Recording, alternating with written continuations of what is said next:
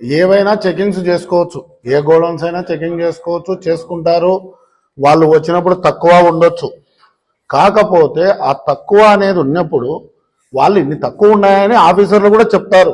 అయితే ఆ ఎవరైతే మెయింటైన్ చేస్తున్నారో ఆ గోడౌన్ ఓనర్ని లేదా ఆథరైజ్డ్ పర్సన్ని వాళ్ళనికు ఖచ్చితంగా దాని గురించి మాకు వివరణ ఇవ్వండి అని ఒక లెటర్ పంపిస్తారు. మీ దాంట్లో ఇన్ని తక్కువ ఉన్నాయి, ఏం జరిగింది అనేది ఒక అడుగుతారు.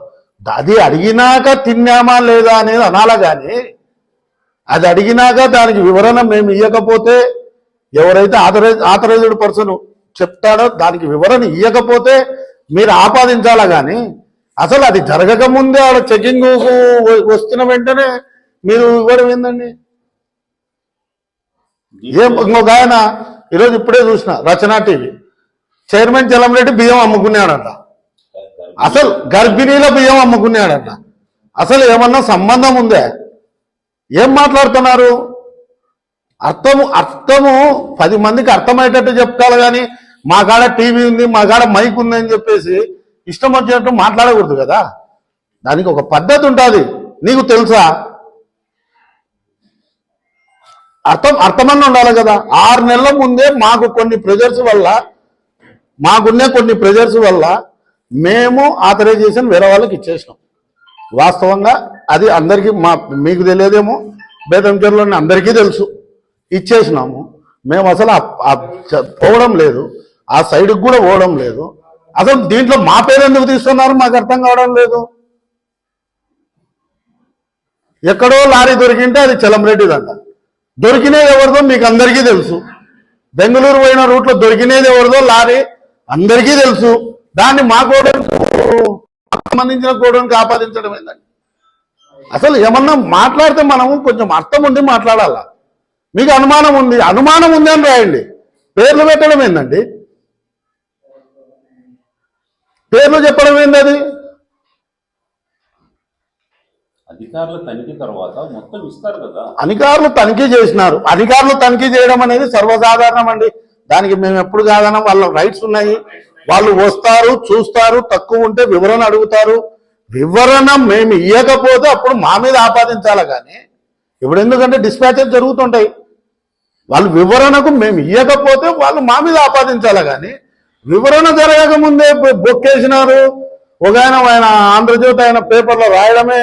అసలు ఈరోజు మళ్ళీ వివరణ ఇస్తామంటే రాలే. మేమేం చెప్పాలి చెప్పు? TV5 రాలే, ABN రాలే, ఈటీవీ రాలే. వివరణ ఇవ్వనీకనే కదా మేము వచ్చినది.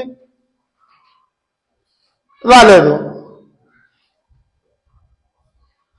బుగ్గన సమీప బంధువు గోడౌన్లో బియ్యం మాయం.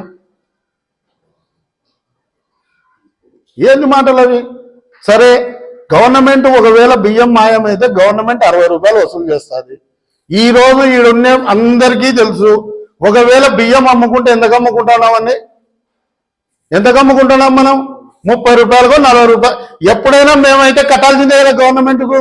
30-40 రూపాయలకు అమ్ముకొని 60 రూపాయలు గవర్నమెంట్కి ఎవడన్నా కడతాడా? ఎట్లా మాట్లాడతారు? అందరికీ తెలుసు. ఈ టీవీకి తెలుసు, ఈ TV5కు తెలుసు, ఈ ABNకు తెలుసు ఎవరు బియ్యం వ్యాపారం చేస్తున్నారో, ఎవరు ఎక్కడ పెట్టుకొని స్టాక్ పెట్టుకొని అమ్ముకున్నా అందరికీ తెలుసు. కానీ అవి మాత్రం చెప్పరు. ఎందుకంటే ఇంకా గుడ్డగాలికి మొగం మీద వీళ్ళ మీద మాత్రం తుడుపుకుంటూ పోతుంటారు. అది ఇప్పుడు ఎవరు చేస్తున్నారు బియ్యం వ్యాపారము? అది అందరికీ మీరు మిగతా పత్రికలను బయట పెట్టాలా. ఆ 3 పత్రికలు బయట పెట్టకుండా మిగతా వాళ్ళన్నా చెప్పాలా, అయ్యా పలానా చేస్తున్నారు అని.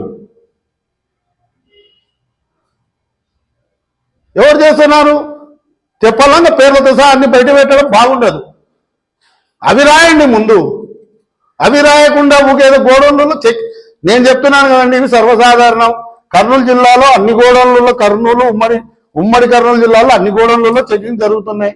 వస్తాయి. కొన్ని గోడౌన్లలో ఎక్కువ వస్తుంటాయి, కొన్ని గోడౌన్లలో తక్కువ వస్తుంటాయి. దానికి వివరణ ఇచ్చే బాధ్యత ఎవరైతే ఆథరైజ్డ్ పర్సన్ ఉన్నారో వాళ్ళది ఉంటుంది. అంతవరకే కానీ చెప్పి టకటక బుగ్గనకి ఏం సంబంధం అండి? మీకు గొప్ప విషయం చెప్తున్నాను. బుగ్గన ఓపెనింగ్ కూడా రాలేదండి. గోడౌన్ ఓపెనింగ్ మీకు తెలుసో తెలుదో? అసలు బుగ్గనకి ఏం సంబంధం ఉందని బుగ్గనని కలుపుతున్నారు దీంట్లో. ఇంకో విషయం, గోడౌన్కి క్లియర్గా పేరుంది. గోడౌన్ కు పేరుంది, Shri new Lakshmi Narasimha warehouse అని. దానికి ఒక ఆథర్ పర్సన్ ఉంటారు, వాళ్ళ మీద రాయండి. న్యూస్ రాస్తే పలానా గోడౌన్లో జరిగింది, మాకు డౌట్ ఉందని చెప్పి ఏదైనా మీరు చేయొచ్చు, రైజ్ చేయొచ్చు.